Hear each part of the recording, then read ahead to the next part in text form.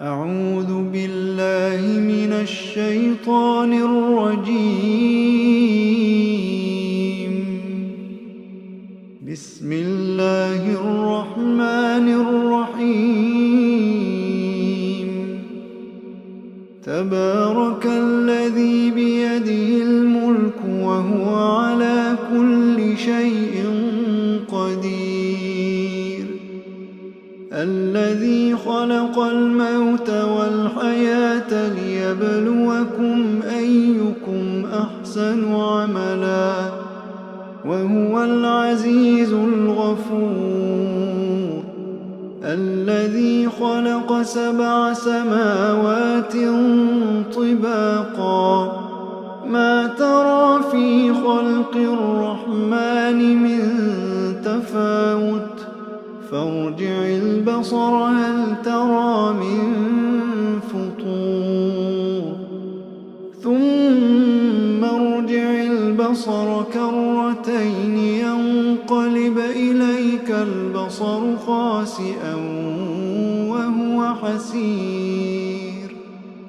ولقد زينا السماء الدنيا بمصابيح وجعلناها رجوما للشياطين وأعتدنا لهم عذاب السعير. وللذين كفروا بربهم عذاب جهنم وبئس المصير. إذا ألقوا فيها سمعوا لها شهيقا وهي تفور تكاد تميز من الغيظ. كلما ألقي فيها فوج سألهم خزنتها ألم يأتكم نذير. قالوا بلى قد جاءنا نذير فكذبنا وقلنا ما نزل الله من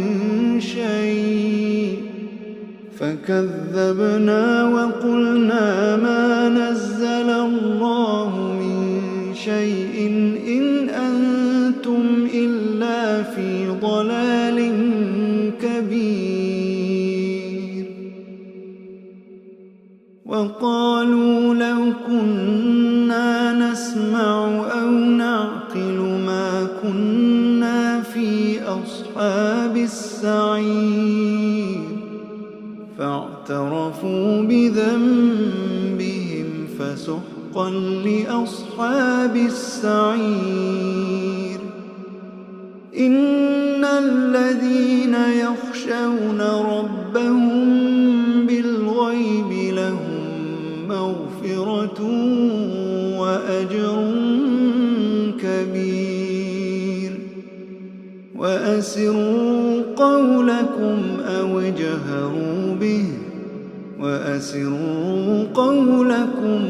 اجهروا به إنه عليم بذات الصدور. ألا يعلم من خلق وهو اللطيف الخبير. هو الذي جعل لكم الأرض ذلولا فامشوا في مناكبها وكلوا من رزقه وإليه النشور. أأمنتم من في السماء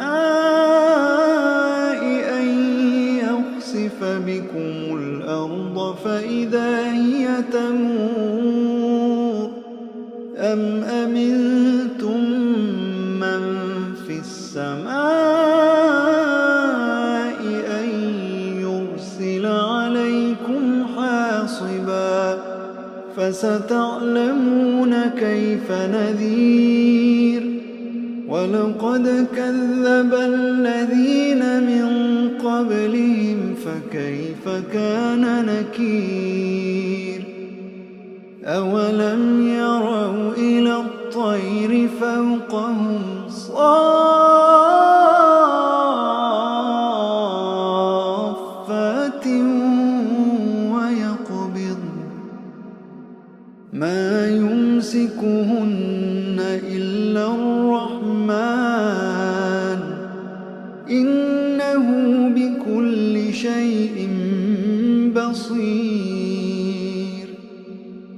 أَمَّنْ هَذَا الَّذِي هُوَ جُندٌ لَكُمْ يَنصُرُكُم مِّن دُونِ الرَّحْمَٰنِ إِنِ الْكَافِرُونَ إِلَّا فِي غُرُورٍ إِنِ الْكَافِرُونَ إِلَّا فِي غُرُورٍ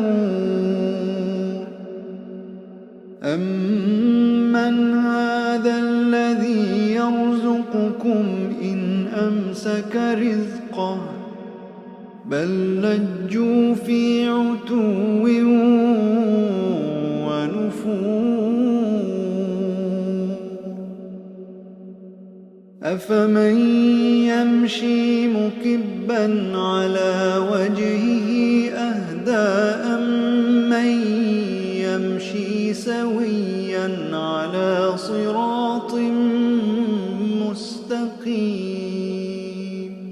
قُلْ هُوَ الَّذِي أَنشَأَكُمْ وَجَعَلَ لَكُمُ السَّمْعَ وَالْأَبْصَارَ وَالْأَفْئِدَةَ قَلِيلًا مَّا تَشْكُرُونَ قُلْ هُوَ الَّذِي ذَرَأَكُمْ فِي الْأَرْضِ وَإِلَيْهِ تُحْشَرُونَ وَيَقُولُونَ مَتَىٰ هَٰذَا الْوَعْدُ إِن كُنتُمْ صَادِقِينَ قُلْ إِنَّمَا الْعِلْمُ عِندَ اللَّهِ وَإِنَّمَا أَنَا نَذِيرٌ مُّبِينٌ فَلَمَّا رَأَوْهُ زُلْفَةً سِيئَتْ وُجُوهُ الَّذِينَ كَفَرُوا وَقِيلَ هَٰذَا الَّذِي كُنتُم بِهِ تَدَّعُونَ قُلْ أَرَأَيْتُمْ إِنْ أَهْلَكَنِيَ اللَّهُ وَمَن مَّعِيَ أَوْ رَحِمَنَا فَمَن يُجِيرُ الْكَافِرِينَ مِنْ عَذَابٍ أَلِيمٍ قُلْ هُوَ الرَّحْمَٰنُ آمَنَّا قُلْ هُوَ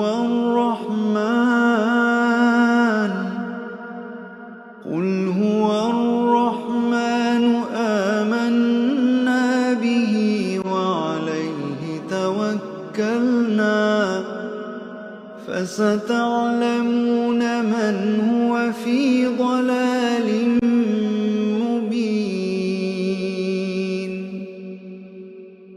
قُلْ أَرَأَيْتُمْ إِنْ أَصْبَحَ مَاؤُكُمْ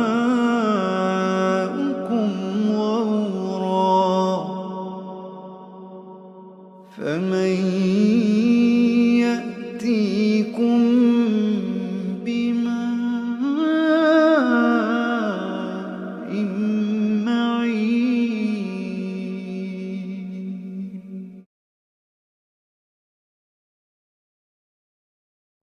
शुरू अल्लाह का नाम लेकर जो बड़ा मेहरबान निहायत रहम वाला है, वो कि जिसके हाथ में बादशाही है, बड़ी बरकत वाला है और वो हर चीज पर कादिर है।